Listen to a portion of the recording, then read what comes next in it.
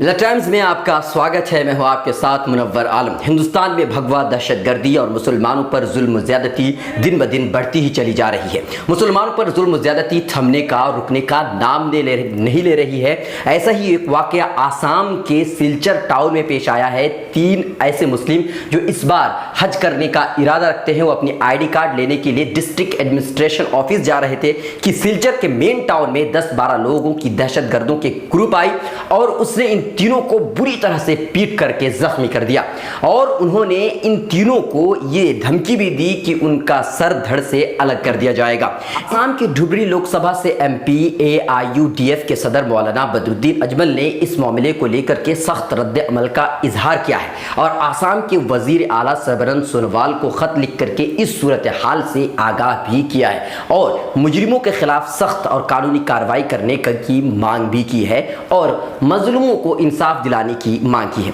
हम आपको बता दें कि आसाम में इससे पहले ही बारपेटा में एक मुस्लिम युवक को पूरी तरह से पीटा गया था और जय श्री राम के नारे लगाने पर मजबूर किया गया था। यह पहला वाकया और आखिरी वाकया नहीं है। झारखंड में तबरेज अंसारी की मौत ने तो पूरे हिंदुस्तान को हिला दिया। हिंदुस्तान भर में यानी कि 70 शहरों में तबरेज अंसारी को इंसाफ दिलाने के लिए एहतजाज भी किए जा चुके हैं।